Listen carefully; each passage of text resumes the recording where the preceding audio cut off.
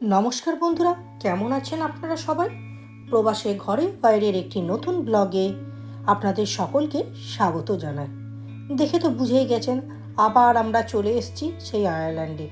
দেশ থেকে বেশ কিছুদিন হলোই আমরা ফিরে এসেছি, আর ফিরে এসে মন মেজাজটা অনেকটাই খারাপ। তবে তার মধ্যে একটু খুশির খবর হলো যে আমাদের ড্রাইভিং লাইসেন্সটা হয়ে গেছে গাড়ি। এখানে ড্রাইভিং লাইসেন্সের ফুল লাইসেন্স পেতেও অনেক সময় লাগে, তো সেটা নিয়েও আমি একদিন আপনাদের পুরো বিস্তারিত একটা আলাদা ভিডিওতে বলবো। তো ভাবলাম আজকে একটু কোথাও বেরিয়ে পড়ি মনটা ঠিক করার জন্য। আর এই দেখুন, সামনে আমরা একটা রেল লাইন ক্রসিংয়ের সামনেই এসে গেছি। আর আপনারা এর আগেই ভিডিওতে শুনেছেন যে আমাদের এখানকার ট্রেনকে ট্রেন বলে না, বলে হচ্ছে ডার্ট। তো সেটাই দেখাবো যে আমাদের ওখানে যেমন ব্যারিয়ারটা উঠে যায় ক্রসিংটা খোলার জন্যে, এখানে কিন্তু আপনার পুরো ওই ট্রেন লাইনটাকেই ব্লক করে দেয়, যাতে আর কোনো ট্রেন না আসতে পারে আর কোনো বিপদ না ঘটতে পারে। এই দেখুন কেমন করে, দেখতে পেয়েছেন? এতক্ষণ আমাদের রাস্তাটা ব্লক করা ছিল, ট্রেন চলে যাওয়ার পর এইবার পুরো ট্রেন লাইনটাকেই ব্লক করে দেওয়া হলো আর কি। এত সুন্দর ব্যবস্থা, কি সুন্দর, তাই না? ওই দেখুন দূরে দেখতে পাচ্ছেন ট্রেনটা চলে যাচ্ছে, আর এদিকে পুরো রাস্তার ব্লক। তাতে কী হবে, মানুষজন সাবধানে পেরোতে পারবে আর কোনো বিপদ হবে না।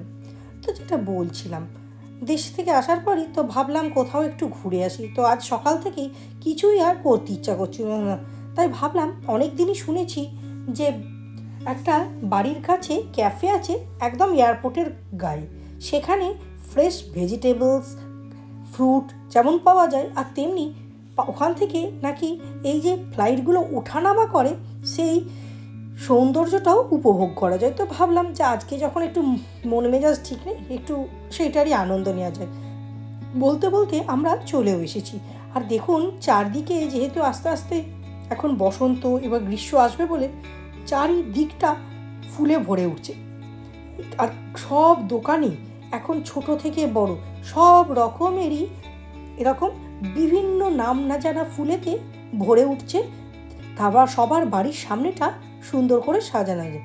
আর এই গাছটাকে আপনারা অনেকেই চেনেন, পিটুনিয়া। এই দেখুন, বলতে বলতেই একটা বিশাল বড় ফ্লাইট আমাদের মাথার ওপর দিয়ে উঠে গেল। আমরা তো এখানে ব্রেকফাস্ট করব কি, আমি তো হাঁ করে তাকিয়ে আছি যে কখন একটা ফ্লাইট এরকম করে উড়ে যাবে আর আমি সেটা দেখব। সবটা দেখাতে পাচ্ছি না, কিন্তু এত বড় বড় ফ্লাইট, মানে কি সুন্দর একটা অভিজ্ঞতা। আর তার সাথে সাথেই আবার এসব ছুটির দিনেও দেখা যায় অনেকে যাদের ভিনটেজ কার আছে, তারা এরকম ভিনটেজ কার নিয়ে বিভিন্ন দিকে আবার বেরিয়ে পড়ে বিভিন্ন শো বা চারিদিকে নিজেদের একটু মজা করার জন্য। দেখুন এই আইল্যান্ডটাতেও কি সুন্দর ল্যাভেন্ডার ফুটে আছে। আমাদের বাড়ির সামনেটাও দেখাবো, আমি অনেক রকম গাছ লাগিয়েছি এবং এত সুন্দর দেখতে লাগছে, চারিদিকটা আস্তে আস্তে ফুলে ভরে উঠছে। তো ভাবলাম এখানে যখন ব্রেকফাস্ট করা হয়েই গেছে, আরও খানিকটা কিছু জায়গা ঘুরে আসি। একদম এই এয়ারপোর্টের কাছেই পাশেই একটা পোর্টম্যান রক বলে বিচ আছে। তো ভাবলাম বিচে আজকে যাব না, কিন্তু ওখানেই সমুদ্রের ধারটাতে একটু ঘুরে আসি। আর সমুদ্রটার কি গর্জন, দাঁড়ান আপনাদের শোনাচ্ছি, দেখুন কি গর্জন, দেখেছেন? আর এটা কিন্তু আটলান্টিক নয়, এটা হলো আইরিশ সি। আমাদের দেশের ঠিক অপর প্রান্তে হচ্ছে আটলান্টিক। যখন আমরা কোথাও ঘুরতে যাব আপনাদের সাথে শেয়ার করব যে আটলান্টিকটাও কত সুন্দর, এবং সবাই বলে ওয়াইল্ড আটলান্টিক, কিন্তু আমরা সাধারণত যখনই দেখি আটলান্টিককে প্রচণ্ড শান্ত স্নিগ্ধভাবে বলে নাকি আটলান্টিকের রূপ খুব ভয়ঙ্কর। তো সমুদ্রের ওই পাড়টাতে খানিকক্ষণ থাকার পর মনটা বেশ ভালো হয়ে গেছে।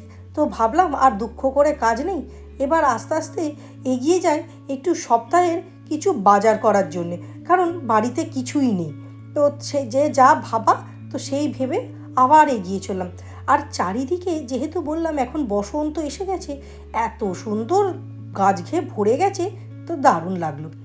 আর বাজার করার পর এইটা একটা নতুন জিনিস দেখলাম দোকানে এসছে, এটা হচ্ছে বিভিন্ন ফার্ম কোম্পানি তাদের গরুর দুধ এখানে বিভিন্ন ফ্লেভারে বিক্রি করে আর কি।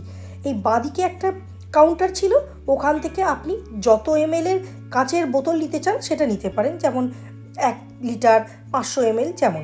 আর এইখানে হচ্ছে আপনার কোন ফ্লেভারের আপনি দুধ নেবেন। শুধু দুধ যদি নিতে চান শুধু দুধও নিতে পারেন, আবার স্ট্রবেরি, ব্যানানা, ক্যারামেল এইসব বিভিন্ন ফ্লেভারেরও নিতে পারে। আর সব থেকে বৈশিষ্ট্য হচ্ছে যে এইগুলো বোতলটা ঢোকানোর সঙ্গে সঙ্গে ভেতরে যে নজলটা আছে সেটা আপনার ওখানে পরিষ্কার করিয়ে নেয়, দিয়ে তারপরে আপনাকে সিলেক্ট করতে হয় যে কী নেবেন। তো আমরা স্ট্রবেরি ফ্লেভারটা সিলেক্ট করলাম। দেখুন প্রথমে স্ট্রবেরির খানিকটা পাল্প টাইপের দিয়ে তারপর তাতে দুধ দিয়ে পুরো স্ট্রবেরি মিল্কশেক। আহা, আর এত সুন্দর খেতে, আমার বরের তো আর ধৈর্য ধরল না, সোজা খুলে মুখে। এখানে আসলে খুব পাস্তুরাইজড দুধও তো খুব ভালো পাওয়া যায়, তো এখানকার ওর জন্য দুধকে অত ফোটাতে হয় না আমাদের ওখানকার মতো, একদম ডাইরেক্ট আপনি খেতে পারেন। যাই হোক, তাহলে আজকের ভিডিওটা এই পর্যন্তই। ভিডিওটা যদি ভালো লেগে থাকে লাইক করবেন, কমেন্ট করবেন, শেয়ার করবেন, আর যারা এখনও সাবস্ক্রাইব করেননি অবশ্যই সাবস্ক্রাইব করবেন। ধন্যবাদ।